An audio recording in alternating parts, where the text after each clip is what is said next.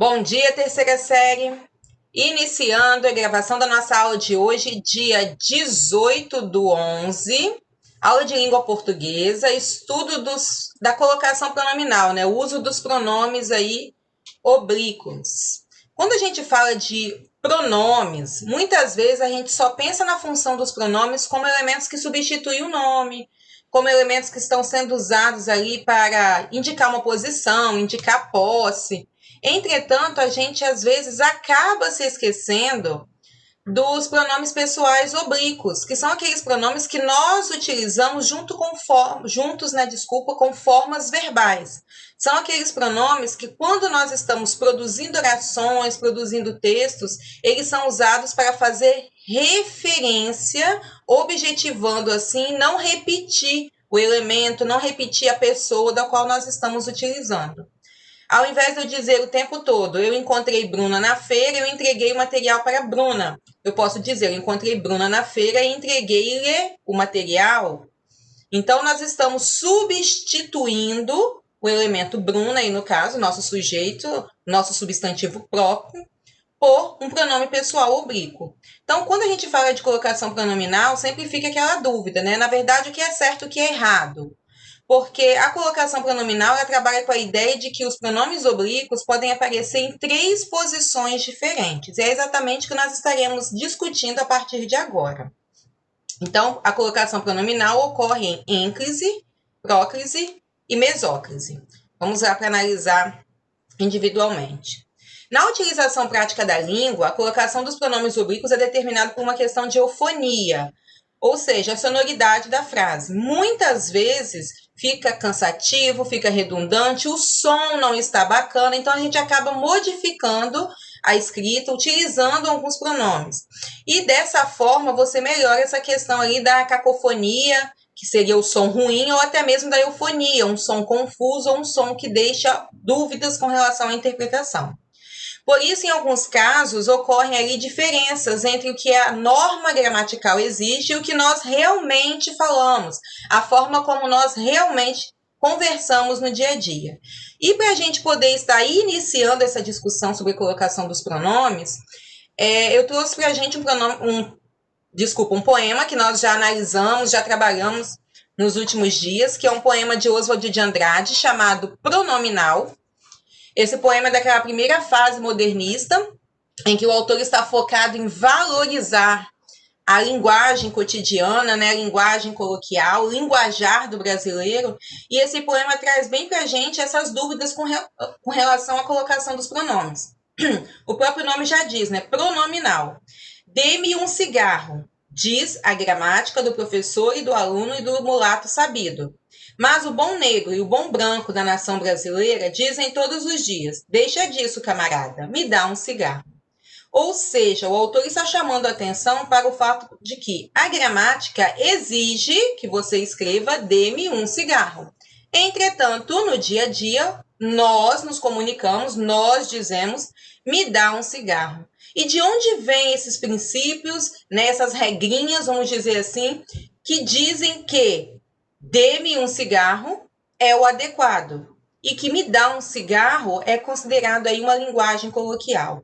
Quando a gente trabalha ou estuda os chamados pronomes oblíquos, nós vamos observar que o uso deles vão seguir alguns critérios gramaticais, mas também vão seguir alguns critérios de escrita. Algumas das regrinhas serão justificadas pelo fato de que visivelmente não fica bem escrito dessa forma, por uma questão de som, não fica bom escrito dessa forma. Então, nós temos as regras, mas temos algumas regrinhas também que são justificadas por essa questão de melhor desempenho na escrita, vamos dizer assim, tanto visualmente quanto sonoramente. Então, os pronomes oblíquos átonos são o me, te, se, nos, vos, lhe e lhes. São os pronomes que nós conhecemos ali, que acompanham, né, que referem-se às pessoas do discurso, né? Me se refere a eu, te se refere a tu, se refere a ele ou ela, nos a nós, vos a vós, o lhe também se refere a ele e ela, e o lhes se refere a eles e elas.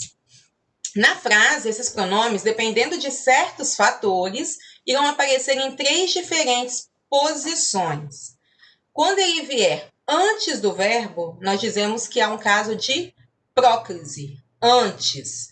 No meio do verbo, mesóclise. E após o verbo, nós temos um caso de ênclise. Então, partindo dessa ideia, que nós já sabemos das 3 possíveis posições, vamos lá para as regrinhas que justificam o uso de próclise, ênclise ou mesóclise. Vale destacar que algumas regrinhas irão funcionar da seguinte forma: não se encaixou em ênclise nem próclise, então faz mesóclise. Não se encaixou nessa, então usa essa. E em alguns casos é livre para você usar ou próclise ou ênclise. Então fiquem atentos ao que a gente vai chamar de palavrinhas que exigem ou classes gramaticais que exigem que você faça determinada colocação pronominal. Por exemplo, quando a gente fala de advérbios, você só pode usar a próclise. Então, eu já sei que toda vez que aparecer o advérbio, eu já tenho um caso de próclise. E eu sei, eu estou falando eu sei porque vocês já estão lembrando, nós iremos ver daqui a pouco. Toda vez que o verbo estiver no futuro do presente ou do pretérito, eu irei usar mesóclise. Então, algumas regrinhas estabelecem já para a gente, por meio de tempos verbais, por meio de classes gramaticais ou de palavras-chave consideradas aí palavras atrativas, qual é a regra. Em outros casos, nós teremos a questão da eufonia e teremos a questão da opção, ou você faz próclise ou ênclise. Ok? Então, partindo desse princípio, vamos começar pelo estudo da próclise, que é a colocação do pronome antes do verbo. A próclise é usada, primeiro, quando o verbo estiver precedido, de palavras que atraem o pronome para antes do verbo. Ou seja, algumas palavras são consideradas palavras atrativas. Elas puxam o pronome para antes do verbo. Quais são essas palavras atrativas? Palavras de sentido negativo. Não, nunca, ninguém, jamais. Todas as palavras que apresentam para a gente um sentido negativo, elas atraem um pronome para antes do verbo. Não se esqueça de mim. Então, eu tenho não aqui, pronome foi puxado para antes do verbo. Nunca me conte mentiras. Nunca também é uma palavra negativa, o verbo conte, então o me foi puxado para antes. Ninguém me chamou para a festa. Então, chamou é o nosso verbo, ninguém apareceu lá no começo, então ele puxa o pronome para antes do verbo. Ninguém me chamou para a festa. Então, toda vez que aparecerem essas chamadas palavras atrativas, que nós estaremos vendo a partir de agora, nós iremos fazer a construção, a colocação pronominal por meio de próprio, sempre chamando, sempre puxando o pronome para antes do verbo. Os advérbios também funcionam para a gente como palavras atrativas. Agora, nunca, jamais, bastante, independente do tipo de advérbio. Aqui, lá, advérbios de intensidade, advérbios de negação, de afirmação, de modo, todos esses advérbios utilizados na colocação pronominal, eles funcionam como palavras atrativas. Agora, se negam a depor. Ontem se falou sobre um livro novo. Ontem se falou, então eu puxei o se para antes do verbo falou. Então, advérbios também funcionam como palavras negativas. Conjunções subordinativas. As conjunções subordinativas são aquelas que nós já sabemos que unem orações com sentido subordinado, períodos subordinados. Ou seja, as orações são orações dependentes. Soube que me negariam. Quem sabe, sabe de alguma coisa. Então, eu preciso de um complemento. Então, eu sei que esse período é subordinado. O que apareceu aqui é uma conjunção subordinativa. Poderia ser o se, poderia ser visto que, assim que, Assim que me encontrou, olha o me que apareceu antes do verbo encontrou.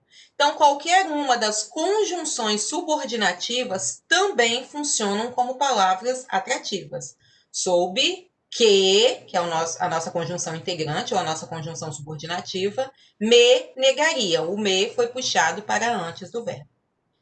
Pronomes relativos. Os Pronomes relativos são aqueles usados para fazer relação entre um termo que já foi dito, ou um termo que já foi citado, ou um termo do qual nós queremos fazer referência ou colocar alguma informação sobre ele.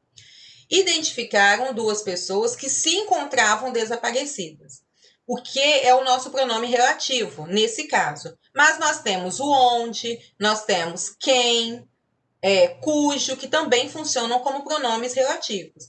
E toda vez que essas palavrinhas aparecerem para a gente, fazendo relação entre partes da oração ou entre orações diferentes, elas funcionarão como pronomes relativos. Portanto, elas serão palavras atrativas.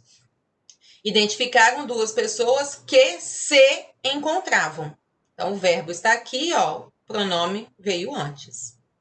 Pronomes indefinidos. Poucos, tudo, nada, ninguém, alguém, muito, vários, são pronomes indefinidos. Não definem para a gente nem a quantidade, nem a quem estamos nos referindo.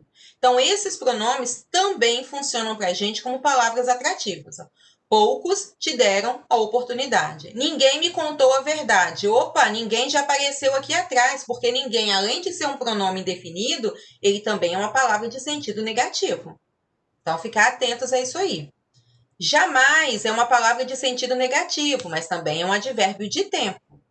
Não é um advérbio de tempo, mas também é uma palavra de sentido negativo. Então, observem que algumas regrinhas, né, em algumas regrinhas, as palavras acabam se repetindo. Então, pronomes indefinidos. E, por último, os chamados pronomes demonstrativos, que são aqueles que indicam para a gente a posição, né, daquilo que nós estamos falando. Isso, disso, aquilo, aquele. Disso me acusaram. Isto me pertence. Então, o verbo é pertencer, o me foi puxado antes por causa do pronome. Então, a primeira regra de próclise é exatamente essa daqui. Palavras atrativas funcionam como palavras atrativas. Qualquer palavra de sentido negativo, qualquer advérbio, qualquer conjunção subordinativa, qualquer pronome indefinido, qualquer pronome relativo e qualquer pronome demonstrativo. Então, são 6 classificações, categorias que funcionam para a gente aí como palavras atrativas. Ok, pessoal, até aqui? Dúvidas com relação a essas palavras atrativas? Alguma pergunta? Sim, não, ok. Ninguém respondeu? Ok, Ruscaia. Sem dúvida, Samuel. Tá demorando muito para chegar aqui. Ok. Então, dando continuidade aqui. Segunda regrinha de próclise. Quando as orações são iniciadas por palavras interrogativas. Então, além das palavras atrativas, nós temos também as chamadas palavras interrogativas. Quem te fez a encomenda? Quais são essas palavrinhas que funcionam como palavras interrogativas? Os chamados pronomes interrogativos. Quem, quando. Então, quem te fez a encomenda? Quando me contará a verdade? Então, as palavrinhas interrogativas também atraem próclise. Terceira regra: orações iniciadas por palavras exclamativas. Quanto se ofendem por nada? Observem que esse quanto, ele poderia dizer, nossa, quanto! Mas nós temos toda uma construção feita em cima desse quanto, que mesmo ele estando no começo e a exclamação lá no final, é exatamente esse quanto que, junto com o ponto de exclamação, torna toda a oração exclamativa. Então, quanto se ofende por nada? Orações que exprimem desejo, também chamadas de orações optativas. Que Deus o ajude. Que Deus me livre. Que você se encontre. Então, toda vez que você tiver uma oração que exprime um desejo, ou que dá para a gente a ideia de opção, você tem também a regrinha para a próclise. Ok? Então, fechamos aqui os casos de próclise. Palavras atrativas, palavras interrogativas, palavras exclamativas e orações que exprimem para a gente desejo. São as 4 regrinhas de próclise. Lembrando que, dentro da chamada das chamadas palavras atrativas, nós temos aqui 6 palavrinhas que funcionam como palavras atrativas. Ok? Então, prócrise, o verbo chama o pronome para antes dele devido a essas regrinhas aí, a essas palavrinhas aí. Mesóclise. Mesóclise é aquele tipo de construção de colocação pronominal que vocês vão pensar assim, ninguém escreve dessa forma. A gente nunca faz isso. Nós não usamos. Ninguém fala assim. Onde você encontra isso? Realmente, a mesóclise é pouquíssimo usada. Apesar de demonstrar para a gente um autoconhecimento da linguagem culta, a mesóclise é muito usada em Portugal, em Portugal. Aqui no Brasil, nós não costumamos fazer esse tipo de construção, mas precisam ficar atentos porque é cobrado, porque é considerado um alto grau de linguagem culta. É considerado aqui uma colocação pronominal que demonstra conhecimento específico da língua, que é esse conhecimento, né, de mesóclise, esse conhecimento de colocação do pronome. Então, quando o verbo estiver no futuro do presente ou futuro do pretérito, observem que a mesóclise só acontece com verbos nesse tempo verbal, ou seja, toda vez que você tiver que fazer uma colocação pronominal e você já identificar que o verbo se encontra no futuro do presente ou futuro do pretérito, já pensem logo em mesóclise. Contanto que esses verbos não estejam precedidos de palavras que exijam próclise.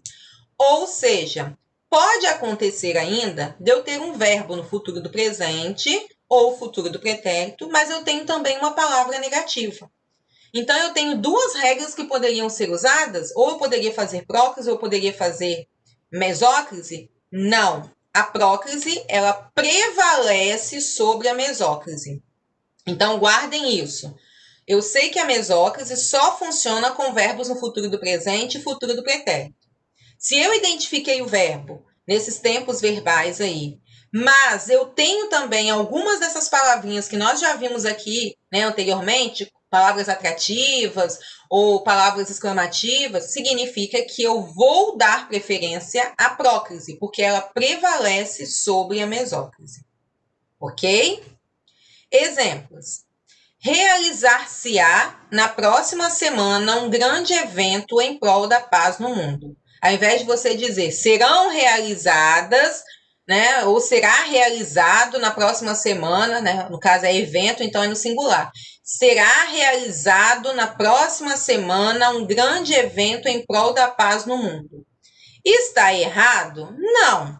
Mas fazendo a colocação pronominal, como o verbo está indicando futuro do presente, né, será realizado, então eu faço realizar-se-á.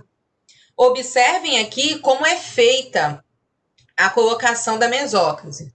Realizará na próxima semana, né, como se eu tivesse o verbo realizará, eu tenho alguém, né, que é um sujeito aqui indeterminado ou oculto, não sabemos a quem estamos nos referindo. Realizará, vamos supor, Antônio realizará na próxima semana um grande evento em prol da paz no mundo. Então, eu tenho o verbo realizará. Vou retirar o Antônio e vou transformar a frase aí em uma espécie de sujeito indeterminado ou sujeito oculto. Realizar-se-á. Então, eu quebrei o verbo realizará, coloquei o SE que faz referência a ele ou ela, né? Alguém que vai realizar. Mesma coisa aqui, ó. Não fosse os meus compromissos, acompanhar-te-ia nessa viagem.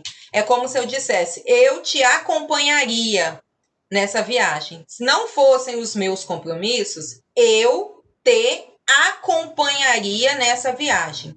Entretanto, a colocação eu te acompanharia, você fez próclise. Eu é um pronome pessoal. Você não tem nenhuma regra aqui, ó, que exige pronome pessoal, que demonstra, que o pronome pessoal exige próclise. Então, na oração, eu te acompanharia nessa viagem, é obrigatório o uso da mesóclise. Acompanhar-te-ia nessa viagem. Observem que nesse caso ficou mais fácil de nós identificarmos, porque quando nós construímos a oração eu te acompanharia, nós vimos que não foi pedido, não é possível, e nenhuma palavra exige ali o caso de próclise. Então, a mesóclise já foi automaticamente identificada. Deu para entender, pessoal, a mesóclise? Mesmo vocês dizendo, a gente nunca escreve dessa forma, né? A gente acaba dizendo, eu te acompanharia, né? Eu iria te acompanhar, às vezes a gente troca, né? E mesmo assim continua na construção errada. Certo? Dando continuidade aqui.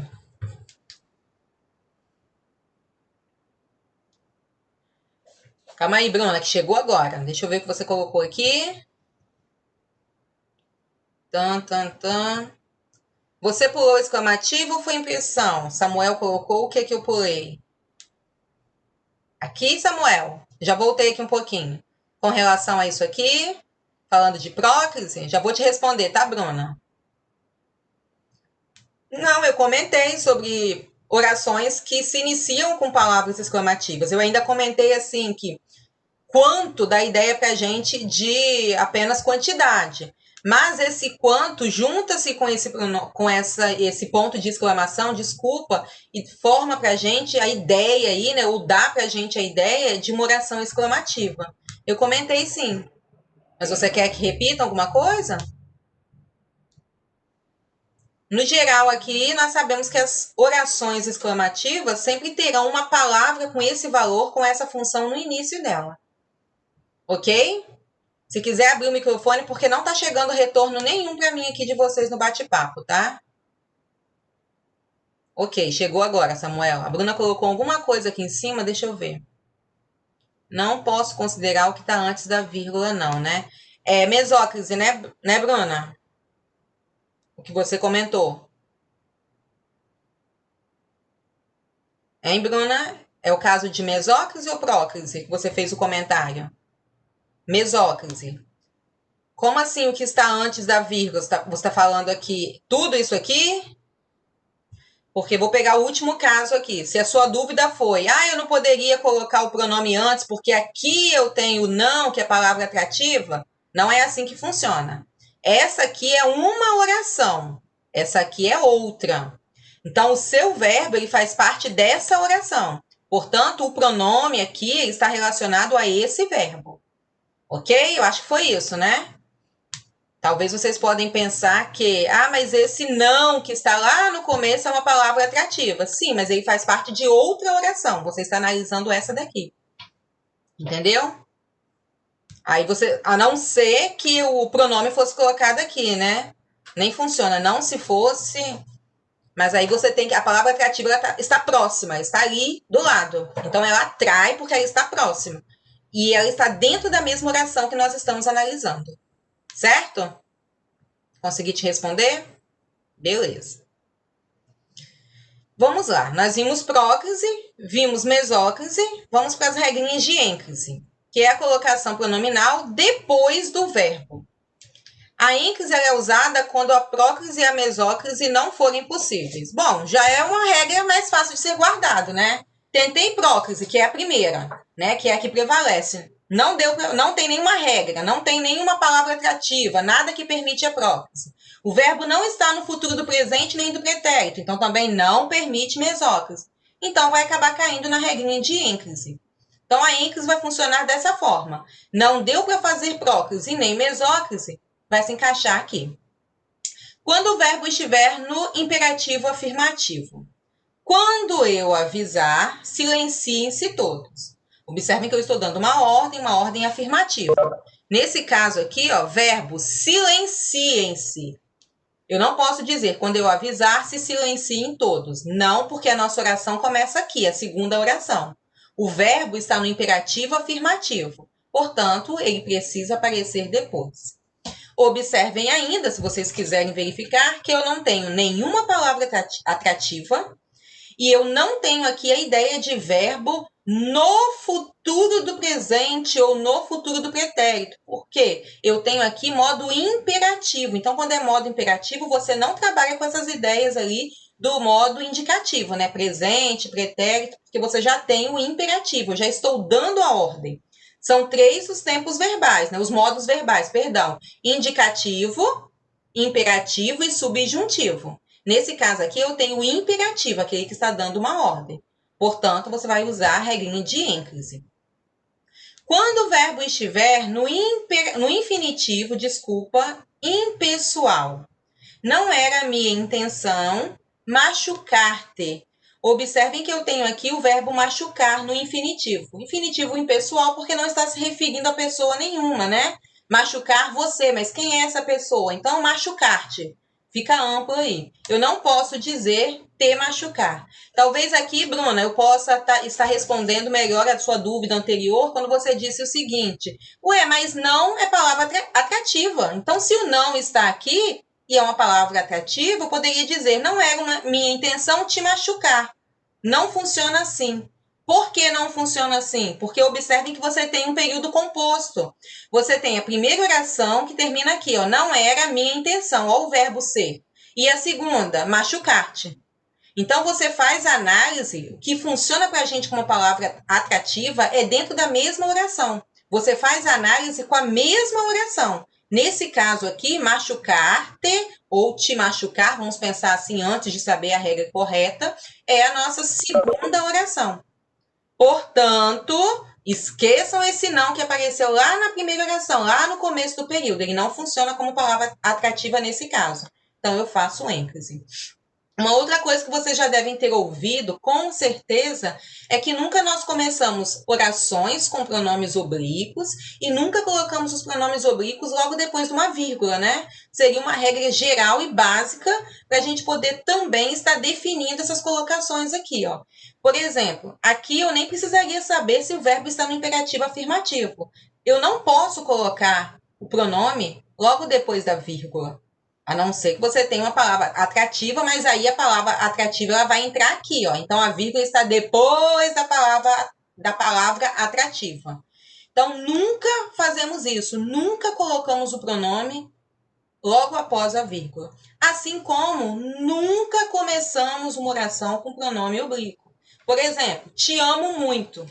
Gramaticalmente está errado. Te amo muito. Deveria ser eu te amo muito. Por que eu te amo? Nesse caso aqui, eu tenho a questão do pronome pessoal. Então, eu. Se você fosse olhar, deveria ser eu amo-te muito, não é isso? Porque o eu também não é palavra atrativa.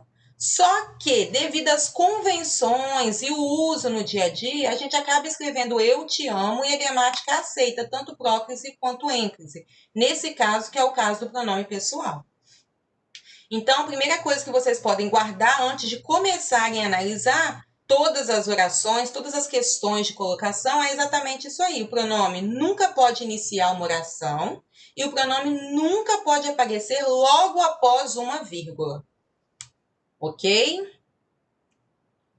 Quando o verbo iniciar a oração, é exatamente o que eu acabei de dizer para vocês. A Bruna falou e acabou caindo ali, saiu sem querer. Quando o verbo iniciar a oração, vou-me embora agora. Observem que eu não poderia colocar aqui antes, né? Me vou embora. Nem funciona, né? Então, eu nunca começo a oração. Se você tem o verbo que inicia a oração, o pronome vem logo depois. Quando houver pausa antes do verbo. O que é essa pausa, pessoal? A vírgula, exatamente a regra que eu acabei de colocar para vocês. Se eu ganho na loteria, mudo-me hoje mesmo. A pausa é a vírgula, então eu não posso colocar o pronome logo depois da vírgula. Quando o verbo estiver no gerúndio, gerúndio indica para a gente uma ação que ainda está acontecendo no momento da fala. Então, termina, né? O verbo termina em NDO. Recusou a proposta, fazendo-se de desentendida. Então, o verbo terminou em NDO, aqui também faço a colocação em ênclise. A Bruna colocou aqui que perdeu até o sentido na primeira frase, eu não entendi qual foi. Qual foi a oração que você comentou aqui? Nesse caso aqui, quando o verbo estiver no imperativo afirmativo ou no infinitivo impessoal. Não deu para acompanhar, que você comentou e logo depois você saiu. As mensagens estão demorando para chegar.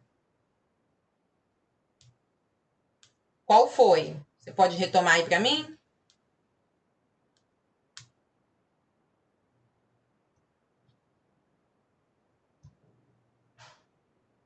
Bruna, se quiser colocar ali, pode colocar. Está demorando para chegar as mensagens, estão demorando aqui. Não estou conseguindo acompanhar. Silenciem-se aqui. Quando eu avisar, se silenciem todos. Aí aqui você pode observar até o que nós colocamos lá no começo, a questão da eufonia. Olha como que fica estranho. Quando eu avisar, se silencie, se. Estão vendo? É uma questão de eufonia. Então, eu poderia dizer aqui que uma das regras seria a questão do imperativo afirmativo.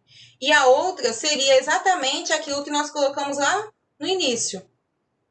Na utilização prática, a colocação dos pronomes é determinado pela eufonia. Ou seja, quando você escreve, quando você pronuncia, soa estranho. Então, você acaba criando, vamos dizer assim, uma regra para justificar isso aí. Quando eu avisar, silenciem-se todos. Vamos supor que você quisesse justificar aqui. Você poderia justificar. Primeiro, foi feito ênclise, porque você não pode usar o pronome logo após uma pausa ou a vírgula. Seria a primeira justificativa. Nós fizemos ênclise porque não podemos usar o pronome oblíquo logo após uma pausa. Segunda justificativa, eu poderia dizer que há a questão do verbo no imperativo afirmativo. Terceira justificativa, por uma questão de eufonia, nós fizemos próclise. Então, eu tenho 3 justificativas. Até porque nós vimos que a ênclise ela só acontece quando não pode fazer próclise nem mesóclise. Ou seja, não encaixou em nenhuma, é o resto que sobrou. A ênclise é o resto. Aquilo que não se encaixa nem em próclise nem em mesóclise. Então, nesse exemplo que eu coloquei para vocês aqui, vocês teriam 3 possibilidades de justificativa da ênclise. Vocês poderiam chamar atenção para o fato de que nunca colocamos o pronome oblíquo logo após uma pausa, e essa regra é a mesma para o início da oração, nunca se inicia uma oração com pronome oblíquo, como nunca colocamos o pronome oblíquo logo após uma vírgula. A questão do imperativo e mais ainda a questão da eufonia. Ok? Ok até aqui? Dúvidas, perguntas? Terminamos, paramos aqui no gerúndio. Ok. Vamos lá para algumas dicas importantes. O pronome virá proclítico, antes, próclise, quando o infinitivo estiver precedido de preposição ou palavra atrativa. Então, só está chamando a atenção para o fato de que, quando você tiver aqui um verbo no infinitivo, mas você tem uma palavra atrativa, você vai fazer próclise. Isso nós já sabemos, porque para chegar à ênclise, nós precisamos passar primeiro por próclise e mesóclise. É preciso encontrar um meio de não o magoar. Observem que aqui nós temos o verbo no infinitivo. E eu tenho o não que funciona como palavra atrativa. Então, é preciso encontrar um meio de não o magoar. Está correto, eu usei a palavra atrativa. Mas você também pode fazer a colocação usando aqui magoar no infinitivo, como que é a regrinha do uso dos pronomes oblíquos. Verbo terminou em R, eu retiro o R e coloco o lo e lá. Não é isso? Terminou em R, S ou Z, eu retiro essas letrinhas finais e coloco o lo ou lá. Ok? Deu para entender aí? Se eu tivesse que perguntar para vocês, as duas opções estão corretas? Estão. Dentro das normas gramaticais, qual deveria ser considerada a mais correta? A primeira. Por quê? Porque a próclise sempre vem antes da ênclise. Então, nesse caso, eu tenho a palavra atrativa. Portanto, a próclise sempre vem antes da ênclise. Ok, pessoal? Por isso que ele colocou, o pronome poderá vir. Então, é um caso de escolha aqui. Deem sempre preferência à próclise. Certo? Apesar de que eu acho que nós nunca construímos orações dessa forma. É preciso encontrar um meio de não magoar. Eu creio que é muito mais difícil nós fazermos uso desse tipo de construção. Magoá-lo, sim, nós utilizamos. Agora, não o magoar, mesmo sabendo que é correto, raramente nós fazemos esse tipo de construção. Com relação aos tempos compostos ou locuções verbais. Então, vamos lá. O pronome oblíquo pode vir em crítico, né, em ênclise, em relação ao verbo principal, se este vier no infinitivo ou no gerúndio, mas nunca se estiver no particípio. Nós acabamos de ver isso aqui em ênclise, né? Ó, gerúndio e infinitivo. Então, só para retomar, em ênclise, quando nós tivermos ali os verbos, né, ou o verbo principal no infinitivo ou no gerúndio, você faz esse tipo de colocação. Mas quando aparecer particípio, não. Eu quero contar-lhe a verdade. Então, eu tenho o verbo no infinitivo, fiz ênclise. Eu faço próclise ou ênclise em relação ao verbo auxiliar. Observem que aqui eu tenho uma possibilidade. É o caso do eu te amo. Ó, eu lhe quero bem. Eu quero lhe bem. Como o nosso verbo principal aqui, eu quero contar. Né? Eu quero contar. Então, eu tenho quero como um verbo auxiliar. Então, você pode dizer eu lhe quero, eu quero-lhe. Mesocrítico, se o auxiliar estiver no futuro do presente ou futuro do pretérito. A gente já sabe que a questão do futuro, do presente e do pretérito só permite mesóclise. Então, ter-lhe-ia contado a verdade se a soubesse, né? Eu teria lhe contado a verdade. Então, fazendo em mesóclise, ter-lhe-ia lhe contado a verdade. Então, só para a gente estar relembrando, porque na verdade essas regrinhas aqui acabaram já aparecendo para a gente lá atrás. Ah, mas é tempo verbal composto. Sim, mas você já sabe que futuro do presente e do pretérito só pode fazer mesóclise. Você já sabe que verbos, quando aparecerem no infinitivo ou no gerúndio, só pode fazer ênclise. Então, isso aí já são regras que nós sabemos. Na verdade, é só para mostrar que as mesmas regrinhas funcionam ou são aplicadas com o uso de tempos compostos ou locuções verbais. Ok, pessoal, alguma pergunta, alguma dúvida? Se alguém quiser abrir o microfone para falar, pode ficar à vontade. Alguma pergunta? Então, aguardem só um momentinho que eu estou encerrando a aula e já vou conversar com vocês.